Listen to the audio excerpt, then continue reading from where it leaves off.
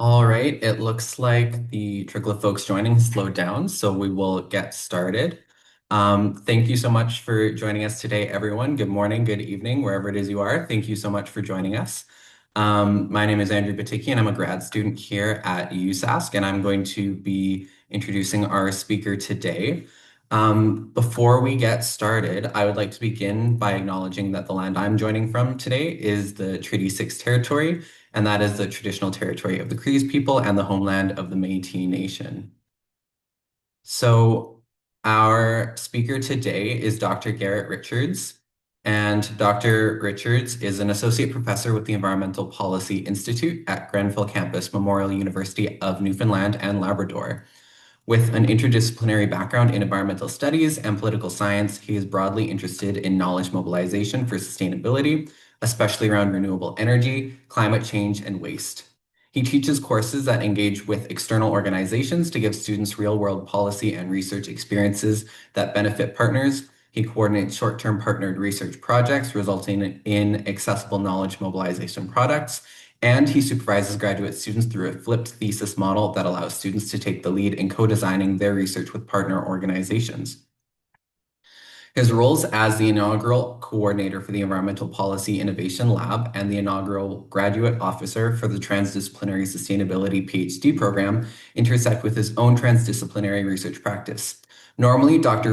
Richards is based out of Corner Brook, but he is in Saskatoon and working with TRANSECTS during his sabbatical year.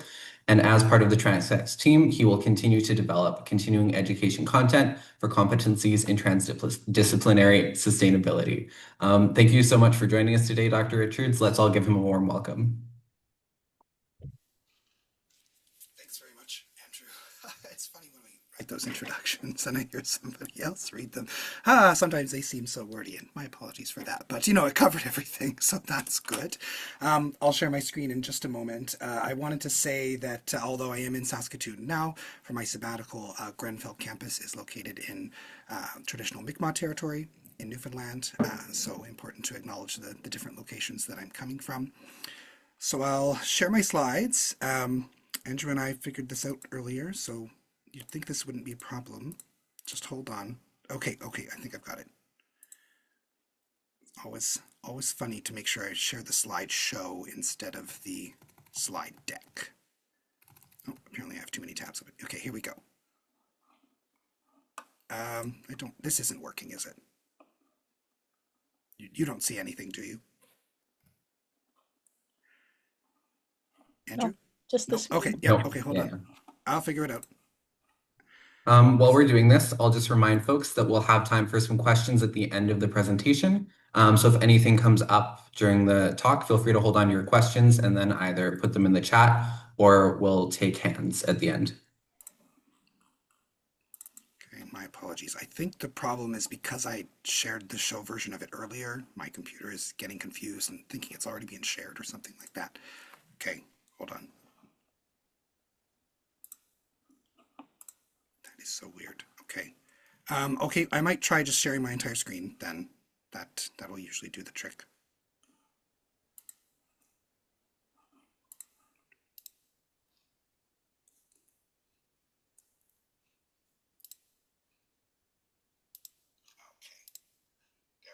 Yeah, you might be able to choose presenter mode after you share the. Oh, it's in full presenter mode. Yeah. So can you? This looks okay. Yeah, yeah, we can see. Sorry for that. I know what the problem was now, but I won't bore you with the details because that's sort of embarrassing. Anyways, I've got it shared now, so that's wonderful. I'm reminded of a term from public policy studies called satisficing when I was working on this because I was putting some of this together at the last minute. And satisficing is a portmanteau of satisfy and suffice. And it means that civil servants are often doing sort of what they can with the time that they have, and they're doing just enough to get it done, but not necessarily more because they don't have the time and capacity to do that. And I was reminded of that as I was throwing this together. So there may be some slight errors in animation or typos or that sort of thing, but I think the basic content will get across clearly enough. Wonderful. So my presentation is about strategies for short-term partnered research. Andrew's already given a lengthy introduction to me, so I won't elaborate too much on that. I'll dive right into an outline for today. Got to figure out where to put this I'm on a small screen here. Okay. So I want to start by talking about sort of the challenge or framework that contextualizes the reason for this presentation. So a challenge in academia and in doing partnered research. As I was putting this together, I came up with, well, I thought I came up with it, but it turns out that there is some thought on this in the literature. But I realized that a bit of a framework or thinking around partnered research and some of the trade-offs or decisions that academics might have to make and their external partners might have to make in terms of partnerships is important for this. So I'll talk a little bit about that. Very briefly about some relevant literature, because I think for some of you, it'll be helpful at least to have another citation or two on some of these topics, because in some ways this is, in my view, a little bit of an underexplored topic, short-term partnered research in particular.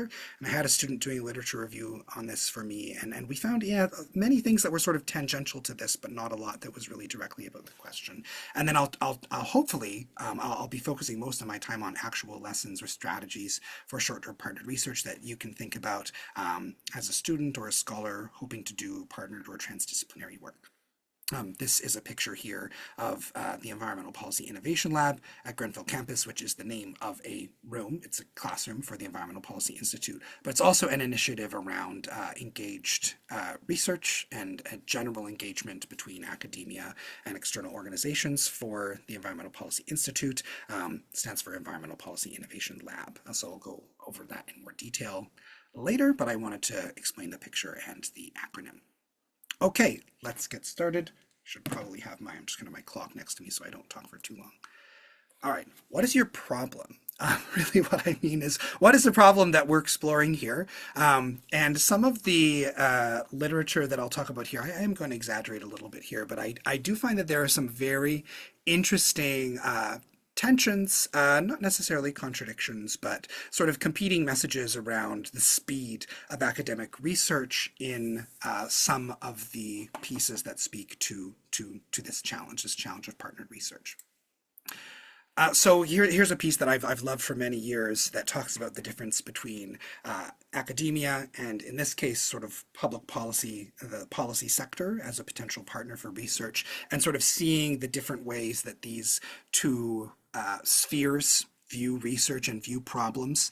And generally in that piece, the academic side is characterized as very slow, identifying problems very slowly, doing research on those problems very slowly, getting findings out on that research very slowly, in comparison to the policy sector, where new problems are on the agenda every day. The civil servants are working very quickly to advise decision makers, and the timescales are just sort of on completely different sides of the spectrum.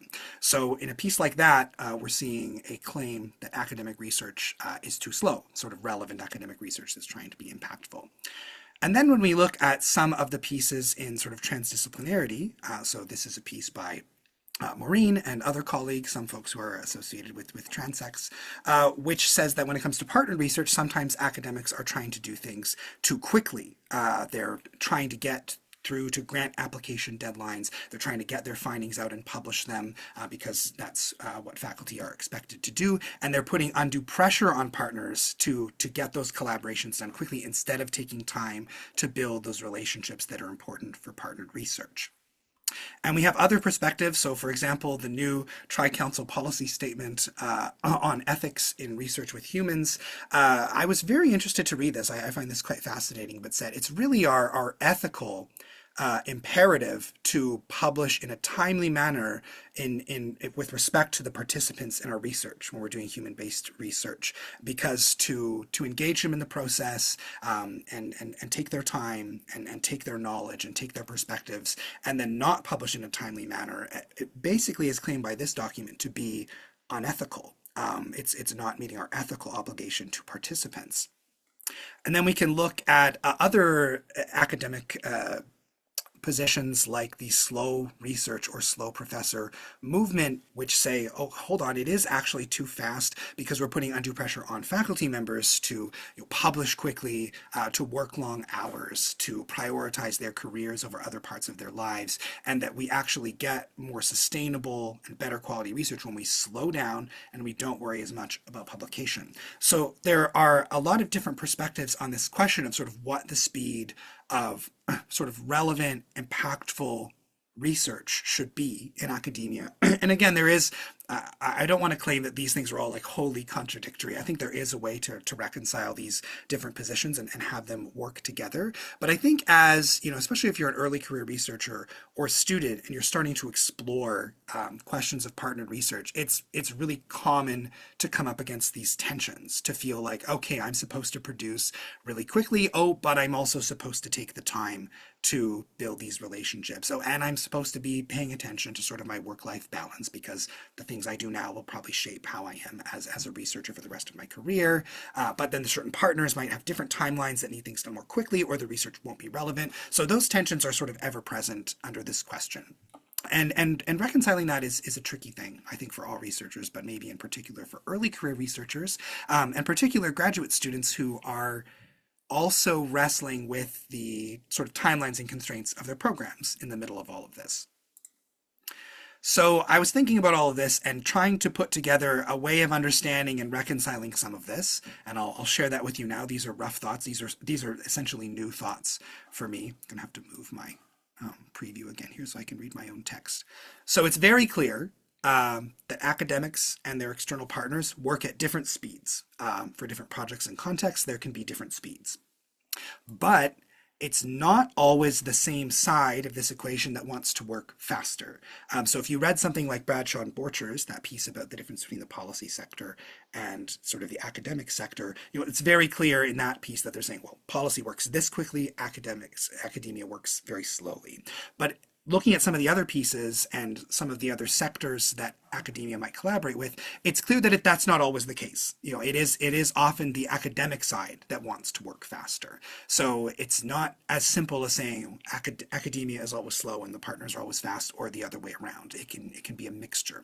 So I think, and I might be generalizing a little bit here, that for the most part, it's usually the lead partner, the one who is initiating the collaboration, that tends to desire speed or want to go faster than the other partner in terms of how quickly the research partnership develops. So for something like a grant application, this is where we can see pressures coming from the academic partner saying, oh, we've got this deadline, you know, we need letters from you, we need partners, you know, here's our research. Does this sound like it's relevant to your community? And you're putting pressure on the community or external partner to speed up.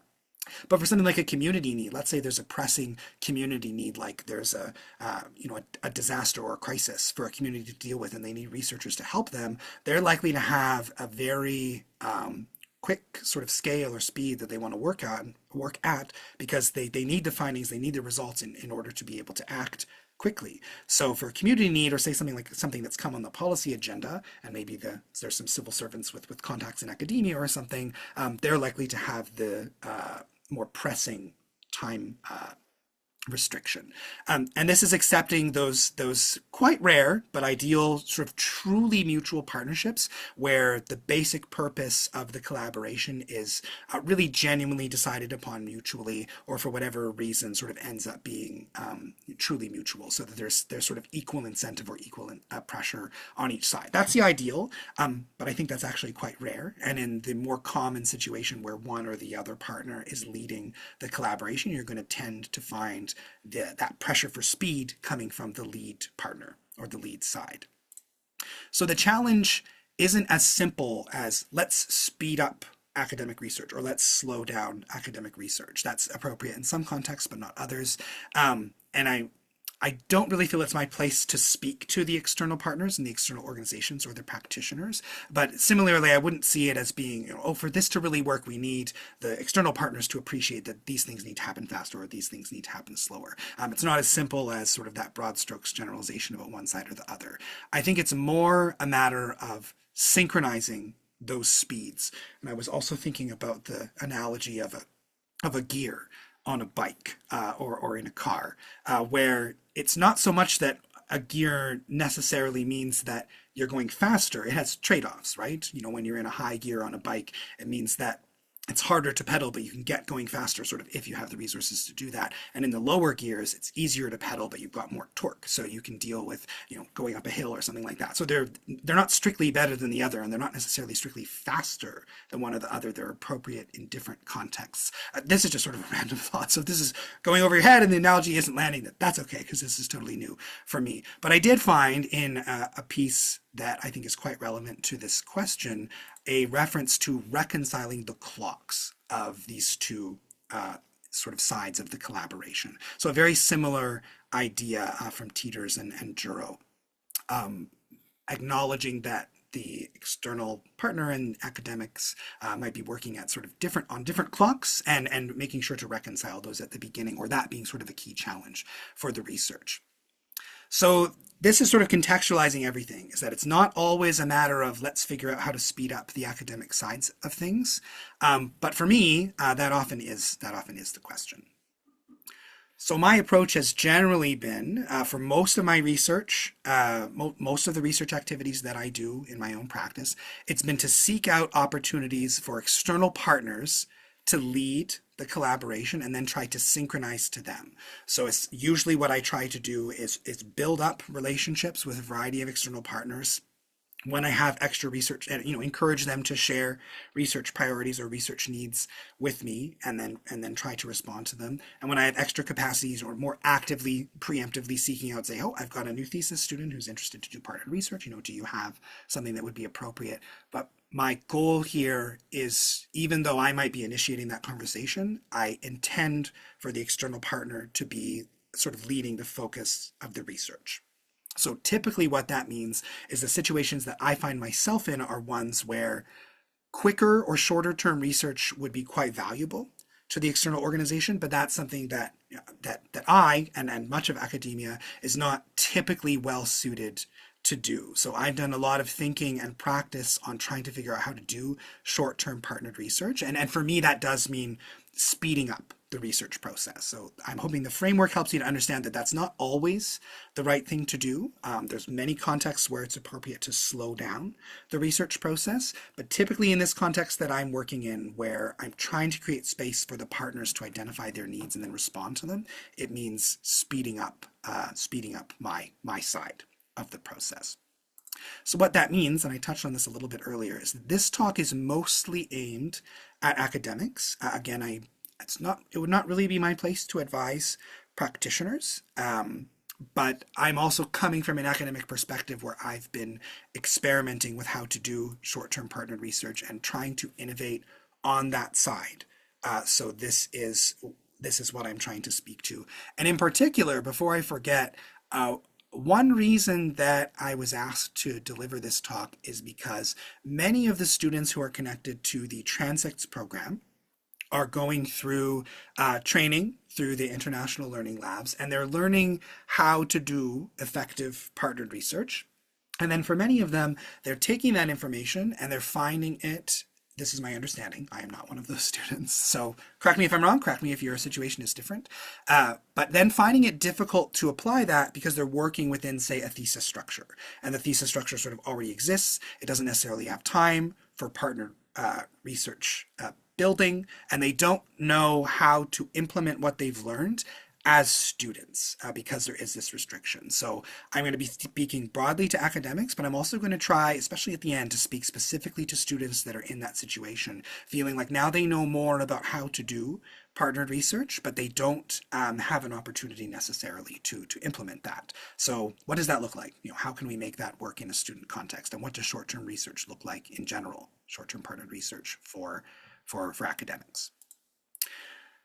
I promised this slide would be very brief, and as I was going through the literature, I realized there was really only one piece I wanted to share, because I find for the most part, and my student found this as well, that pieces on partnership building for short-term projects seem to be pretty rare, and the ones that do exist, they're not often unpacking the actual building part of the partnership. They'll talk about the research. They'll say, oh, we did this research and we had a wonderful partnership and this method was very suitable for the partner, and maybe it was suitable for short-term research, but they don't often really unpack, well, this is how we went about it. This is how we built the partnership, and this is how it resulted in effective research that worked on a short-term scale. So the piece that I find to be the most relevant is this piece by Radonic and colleagues, where the first part of the title is "It's a Sprint, Not a Marathon" from the Journal of Qualitative Research. And even though, again, this is one of those pieces that it really talks more about the research itself than the process, but it does have some recommendations for the process that I want to start with. So they said, first of all, that academics shouldn't shy away from short-term partnerships, because you will find in some of the literature, some of the literature on, say, community engaged research, that they'll say, be really careful. Don't try to make this too quick, because that could end up harming the community or the population that you want to work with, the partners that you want to work with, more than helping, if there's too much pressure or too much intent to speed things up. So again, that context matters. It's not always appropriate, but they're sort of reassuring us here, you don't have to shy away. If that's the appropriate thing to do, then you should try to do it. They say to commit to a community relevant research method. So I think that's a very practical consideration. Think about the research method that's going to be appropriate. In my view, it should be more about, have a wide range of potential methods available to talk about with the partner that you want to work with.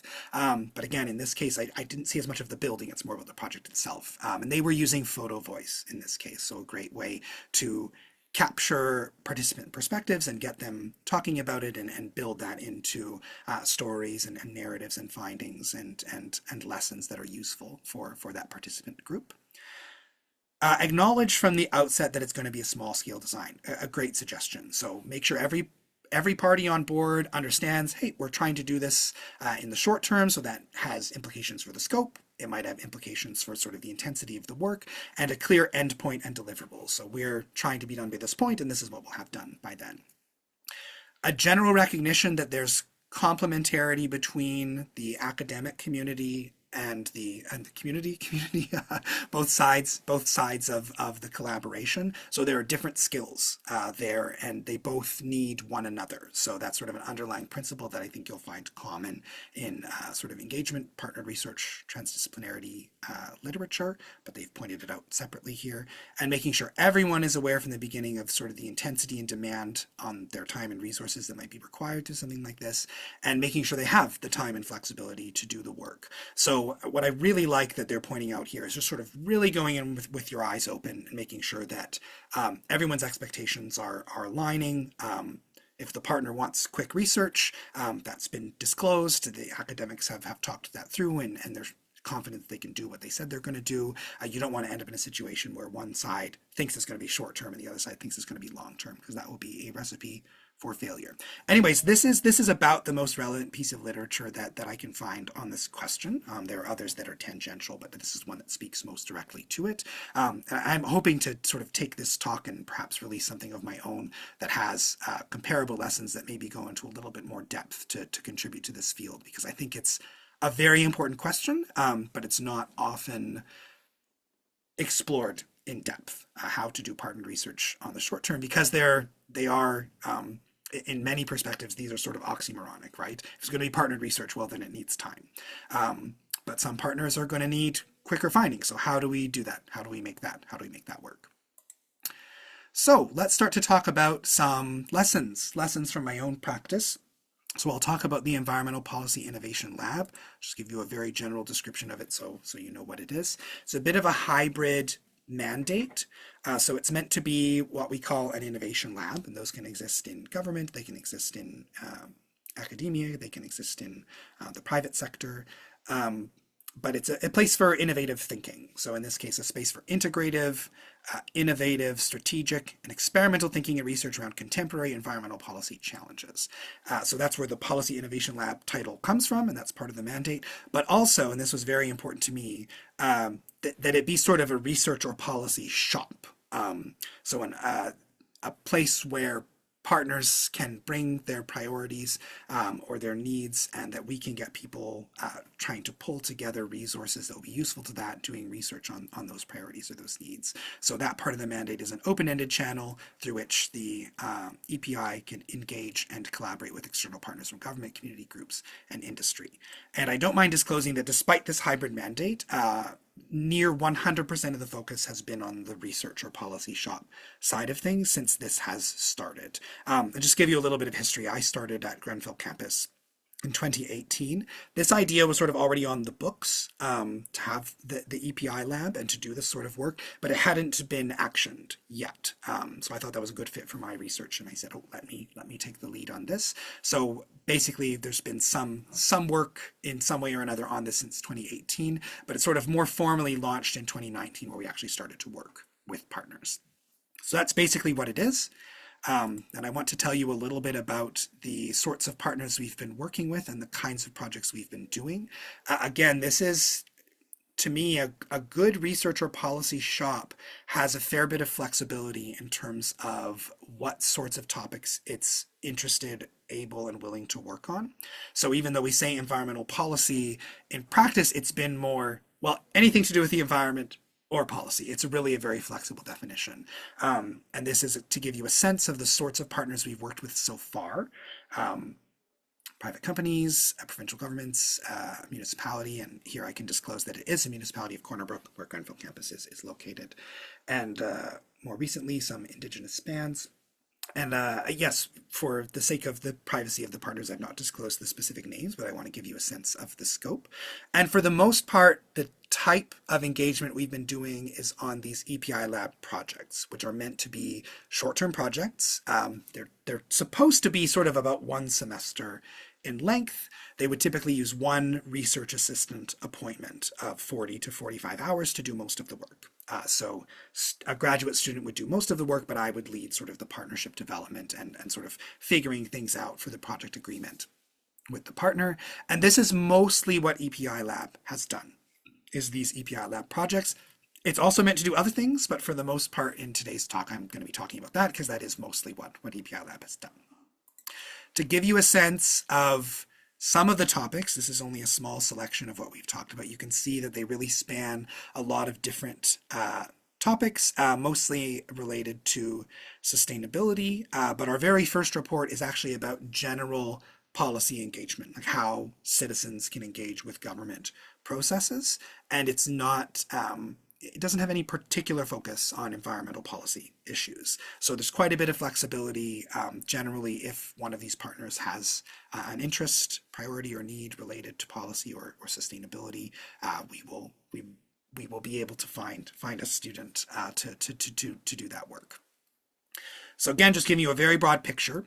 More specifically, I'll give you some numbers on the other side here.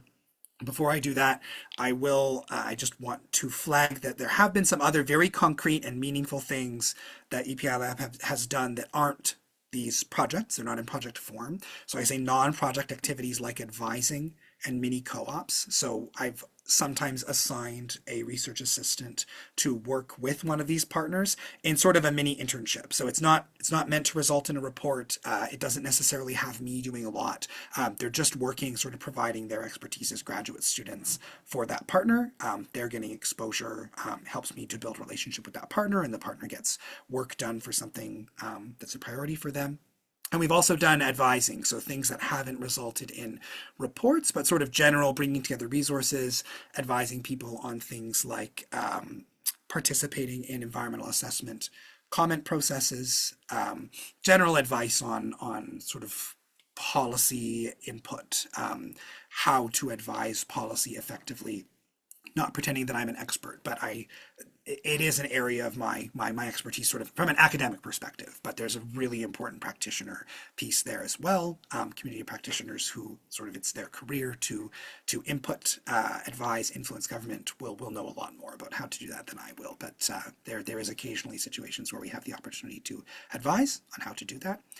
I mentioned before, each of these formal projects is typically 1 RA. I was counting this up yesterday, and it looks like we've done 24, or I should say we've started 24 of these, and out of those, this is important for me to flag and be really transparent about, because a lot of the learning for me in terms of how to do this effectively has come from failure essentially, from saying, yep, let's set this up and let's be really excited about how quickly we can do this. I remember back in 2019, I thought, oh, maybe students will be able to do 2 projects in one 40 to 45 hour research assistantship. So we'll get so many done.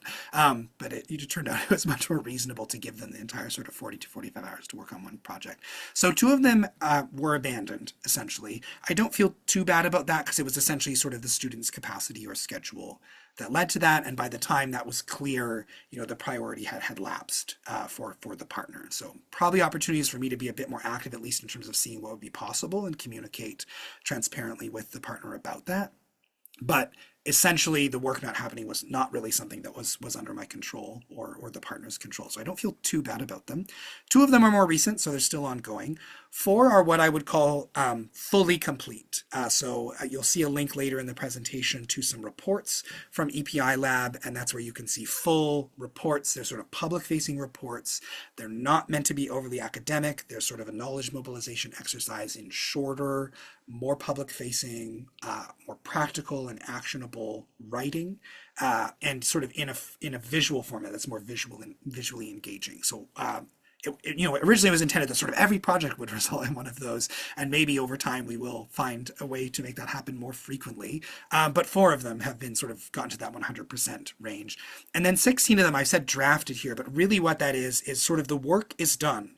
The work has been given to the partner, but it's just not been put in sort of a really good draft publishable version. So not a failure by any means, in my view. Like the findings, the basic research is still getting to the partner, although there has been a little bit of a failure in terms of getting it to them in a timely manner. So I used to early on sort of say, okay, the student's done a draft, but I really need to go over this draft with a very sort of fine-tooth comb and make sure it's looking really good before we send it to the partner. And then I just sort of ended up with a pile of them that I didn't send along for a very long time. And I would call that a bit of a failure. They ultimately did get sent on, but I needed to get better at, hey, this isn't perfect, here's what we have, the basic content is here you go. And you'll see that in some of the lessons. So a lot of the learning here is around me trying and in some cases failing to do this effectively, because it is a challenge. It's not something that academia is set up well to do, and it's not something that sort of I was trained to do. It's something that I want to do. And before I go on, one other admission here. I'm very lucky at Grenfell campus that our standard graduate student funding packages come with research assistantship. So there's lots of students looking for work at about this scale all the time.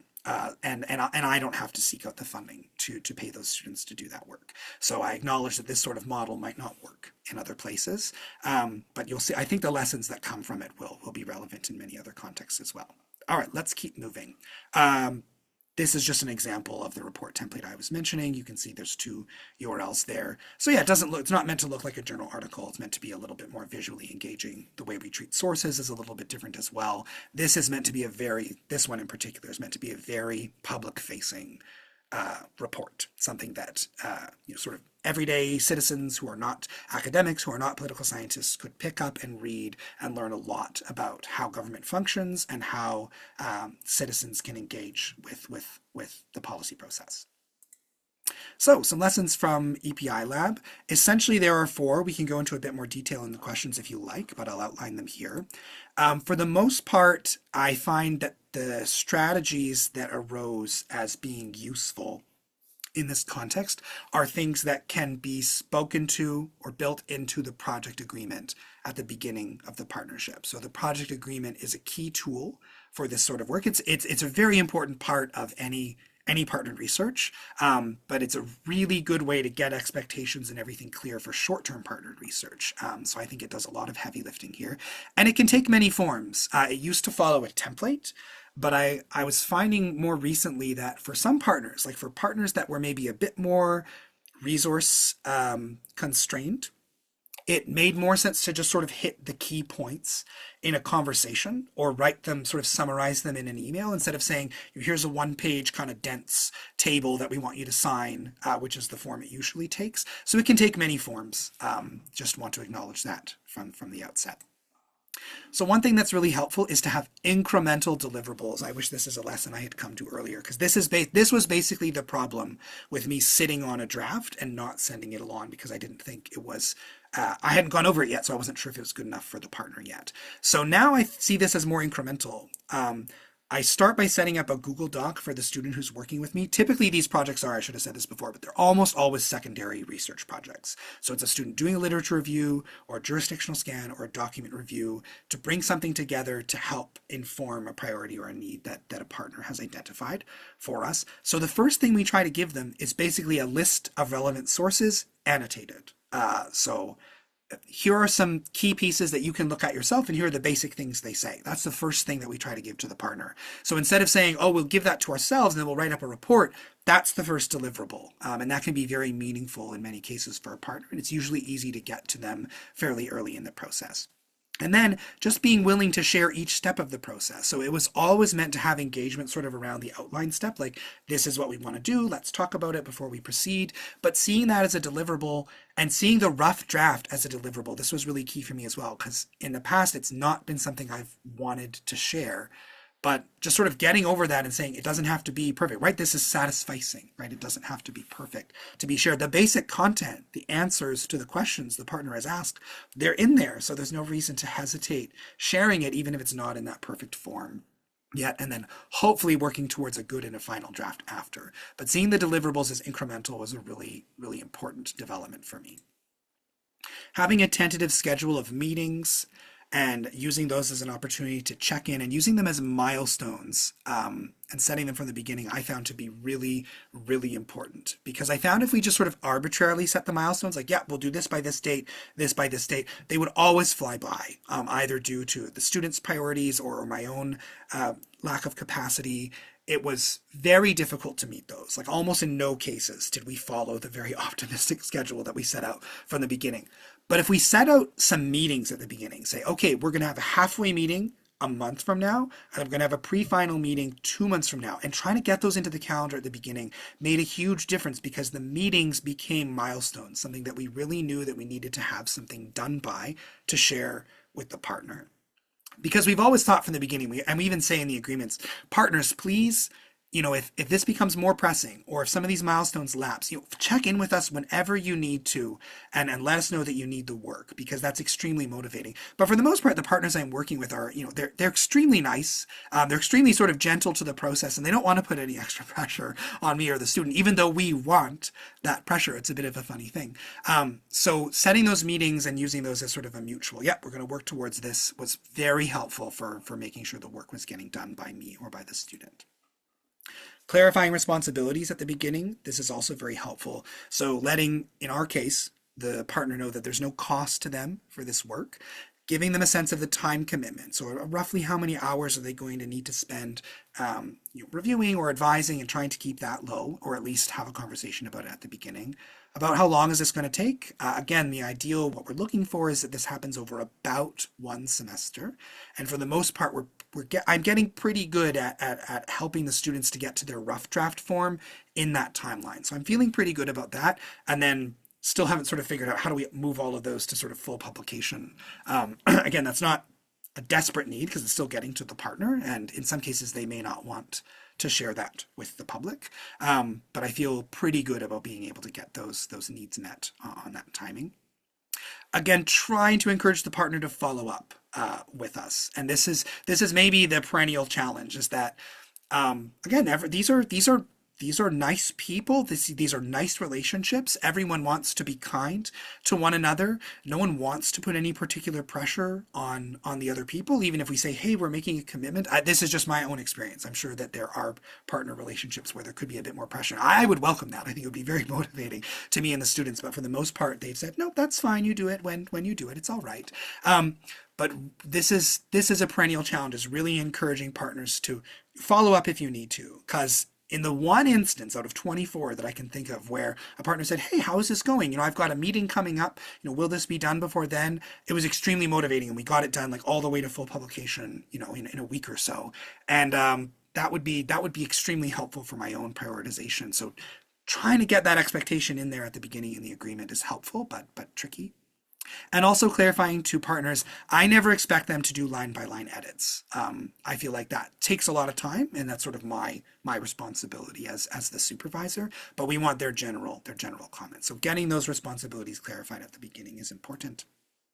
Having an efficient report structure, so just making sure the actual deliverable is relevant to the partner at the end. So that's why we've gone with this general, more engaging, sort of shorter visual template. Less emphasis on context and literature, more on here's what we did and here are the findings. So those are all lessons from EPI Lab. I know I sort of blazed through those, but we can talk about them more in discussion if we want. I'm just trying to get to that discussion point, make sure I get through the rest of this. I also have, and Andrew mentioned this in my bio, a sort of a flipped thesis model that I do with students where I try to take this partnership approach and apply it to the entire thesis process. And actually the transdisciplinary sustainability PhD program we have at our campus, it in some ways it attempts to do that for every student that's in the program. It's not quite the same because it does not require partnership engagement at the beginning. But for me, the flipped thesis model does. And so I've piloted this with a few students and I've written about it in this article here. You're welcome to read it if you like. But I call it a flipped thesis because it flips things around in the same way that a flipped classroom flips things around. So a flipped classroom is one where instead of coming and getting the lecture and then thinking about what your questions are after the lecture, the students are expected to come with a bit more prep, and then the class time is more engaging. It's more about discussion. So it flips things a little bit and sort of gets the students to be the leaders of the content. And flipped thesis is, in my view, meant to get the partners leading the content rather than the academics. So a couple of lessons from this experience and from this thinking. It requires a lot of flexibility on behalf of the supervisor and the student and the program and the funding structure, right? If you've got funding to do a specific project, you're not going to be able to engage with partners and say, oh, what do you want to do? Maybe I'll do my thesis on that if you've been given funding to do something specific, especially depending on how restrictive the flexibility is there. So that's just sort of a caveat in the beginning. But in terms of actual strategies, it's important to focus on the desire to do meaningful work more than on specific topics. So engaging with partners, listening to their needs and priorities, and figuring out what might work for a thesis structure rather than saying, these are my areas of expertise. Let me look for a partner that might want work on those sort of sub areas of expertise. That's always far more challenging.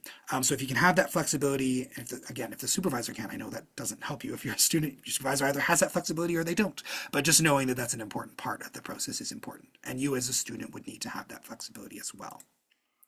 Spending some time networking with external organizations and building partnerships early on in the thesis program is important for being able to do that.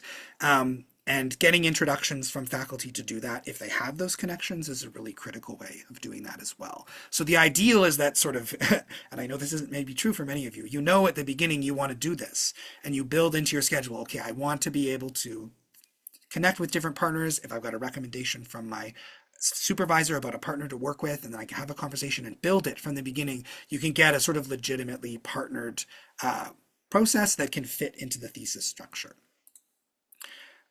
Use an agreement, just like for EPI Lab, and follow through with it, acknowledging the constraints of the thesis program, right? If you've got 2 years to do it, well, you're probably not going to get it done any faster than that, but you can talk about incremental deliverables, right? So there's a bit of synergy between this and the EPI Lab lessons.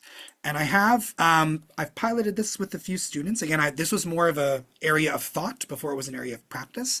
And some finished versions of this suggest, this is for me what's most exciting, is even though it takes more time to get this done, once things are established and if things are working out, there's more motivation for the student and more resources available to them in terms of doing impactful work than there would be for the classic thesis that doesn't have a partner. So I think as we start to explore this, those efficiencies might outweigh the additional time that's meant to be spent on partnership building at the beginning.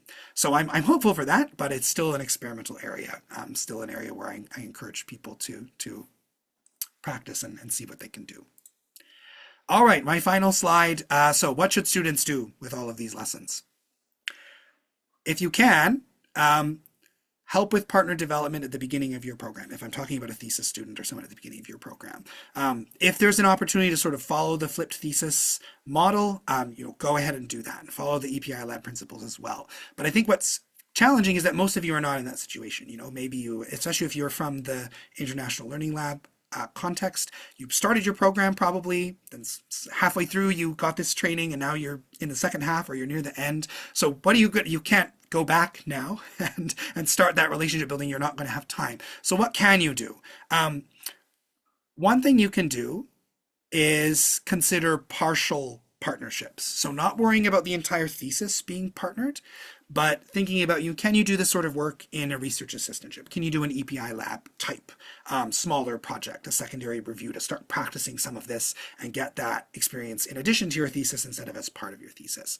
Another thing that can really help is if you're doing a manuscript style thesis, you might have a partnership for one manuscript but not the others. So this allows you to break things up a little bit, and you could get something done more quickly. Like, oh, I can do that in 6 months, get that manuscript done, then do the rest of my thesis within my 2-year time period. Or if you're already well into it, maybe there's an opportunity to include that partner component for one manuscript, but not the whole thesis. So thinking of it as being able to be split up can help you with that.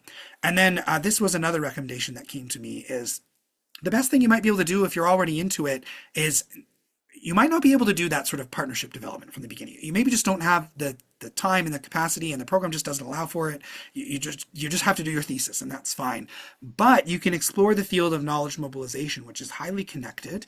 And although it recommends building partnerships early on to make it easier to mobilize sort of your findings to a relevant place, there's tons of advice on how to take research that you've done and mobilize it to audiences that would be interested, even if you didn't partner with them to begin with. It's harder, but it's very doable. So thinking about a knowledge mobilization plan and seeing that as a way to exercise what you've learned about partnered research, even though it's a little bit of a different context, could be an area to explore. All right, I'm a very lengthy speaker. So I am done now. Thank you very much. I'll invite questions. I've only left 10 minutes for that, but here are some email addresses you can reach me at as well if you would like to ask questions or continue the conversation. Awesome. Thank you so much for that really engaging talk. I found it really fascinating, and I think lots of folks here did too, based on some of the conversation in the chat already. So if folks have questions and you want to ask them, feel free to put up your hand and I'll call on you.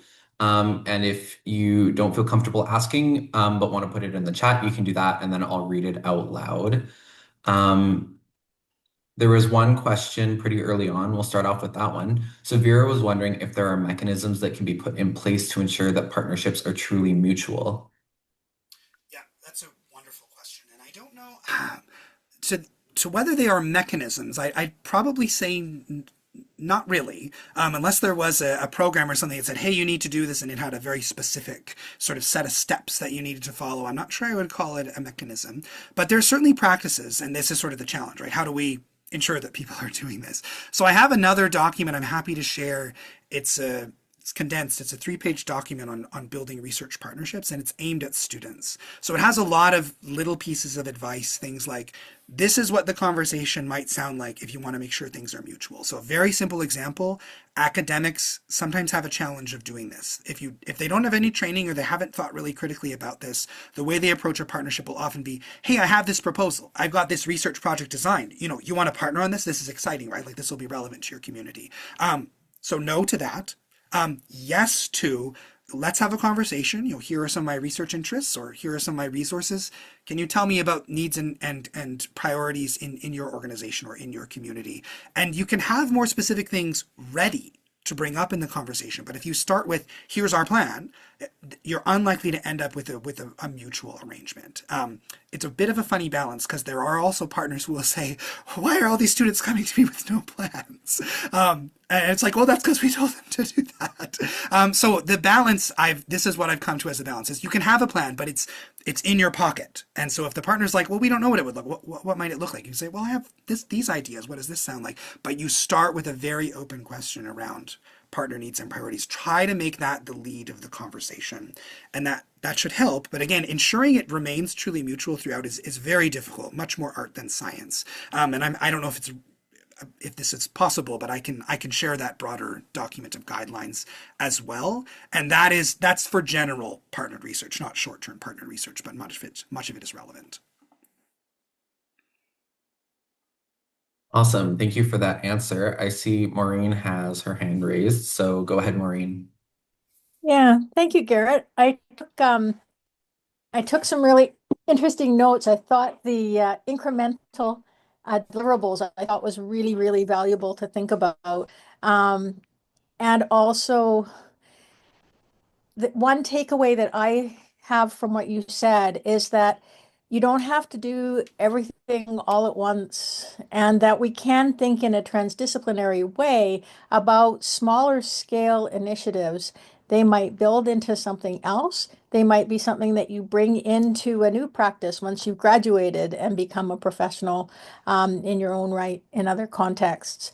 And so thinking about that, I think is really valuable, and maybe exploring that students can explore that with their fellow students and supervisors to think about without being, what are the things that are vital? So you're not you're not doing something just sort of half baked, but what are the things that you can bring and do within the time and the resources that you have as well. So I thought that was it's just a comment. I think it's a really valuable thing for us to take away and think about. Thank you. Yeah, I totally agree, and thanks for that observation. There's one of the other pieces I was reading in preparation for this was to say we should always be thinking about short-term partnered research as part of a larger potential relationship that is built. And in fact, I do, successfully getting through one of these opens the door for more intense collaborations or longer-term collaborations. So just this sort of lesson of incrementalism throughout this, I think, is helpful in a number of ways. And maybe, yeah, as you mentioned, I think as you implied, particularly for students, because I feel like it could feel overwhelming to say, all right, I'm a student, I've learned how to do engaged research, it involves this, this, and this, and this, or it should ideally, but how do I fit that into the thesis process? Maybe you can't. Maybe you can't do all of that, but what pieces can you fit in? Right? Are there opportunities to find some synergies between what you want to do or what you might do and what partners are interested in? And yeah, maybe it's about sharing a little bit of research or something that you read that starts building a relationship without being a full project. Absolutely. Good morning. Good And morning. letting go, I guess, of the perfection. Sorry, Anthony, go ahead. Hi, I'm Anthony Johnston. I'm from Mr. Wassesnehiyawa, a First Nation Cree community located about an hour north of Saskatoon. And just to support what Maureen just shared, Maureen and I met about 10 years ago. We're still working together. We have been working together on different projects, different initiatives, and we've connected with other schools and colleges at the University of Saskatchewan. Our small start was Maureen tapped my shoulder after I spoke at a partner meeting and simply said, let's have coffee, let's have lunch, let's just talk. And again, that has led to a 10-year relationship with the School of Environment and Sustainability, but also other schools and colleges at the university. So yes, sometimes it's just chatting over a coffee that leads to something, a small project that may lead to bigger and larger works. Yes, Thank you. absolutely. Yeah, I love what you've added here because, yeah, these, especially for thinking about it incrementally, that first step isn't necessarily a project, it's not necessarily research, it's just relationship building. And at Memorial University, this has become quite a focus from our Office of Indigenous Affairs to say, sort of what they recommend is instead of, this is the mistake that many academics make, is they sort of say, oh, this grant needs an Indigenous partner, so I'll write this up and now I'll start contacting some of the local bands and see if they're interested. And I need their signatures, I need their letters.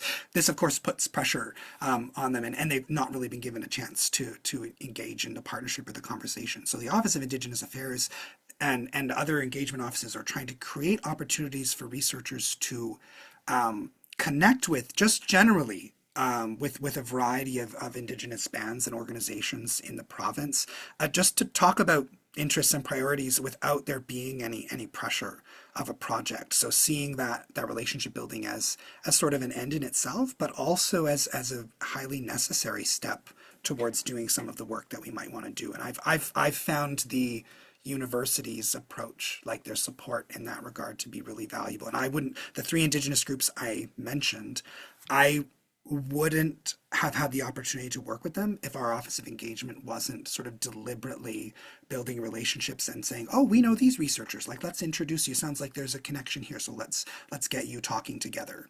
So that's been really wonderful, and I think that general relationship building is just an amazing place to start.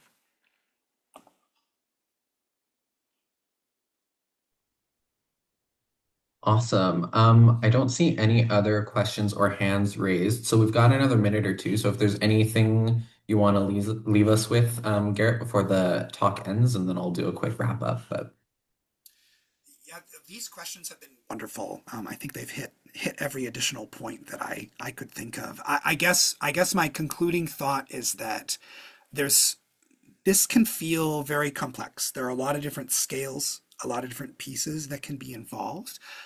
So I think that can feel very overwhelming to students, especially when they have this additional constraint, right? I'm talking about how challenging this is as a faculty member who has plenty of resources and freedom for how I spend those resources. And if you're a student who's dealing with sort of a thesis structure and maybe your supervisor doesn't have partner relationships, there's this additional layer. So giving yourself permission to break it down, and seeing it in smaller terms, and yeah, only sort of putting pressure and motivation on yourself when that's necessary, not because you feel like the process necessitates that obligation.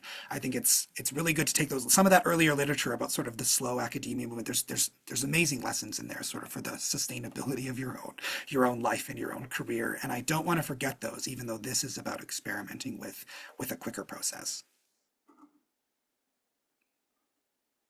all right, I think that is a great note to end this talk on. Thank you so much. This was a really, really fascinating one, and I think everyone here would agree on that. I'd like to remind folks here that our next talk is on June 25th. We have Christina Penn joining us to talk about the processes, challenges, and successes of leading a community-based and community-engaged PhD research project in physical science research. So it should be another very fascinating talk. Hope to see you all there, and keep an eye on your emails for that Zoom link. Thank you so much, everyone, and enjoy the rest of your day. Thanks so much for the opportunity. Thanks, Andrew, for moderating. Thank you, and you have a good day.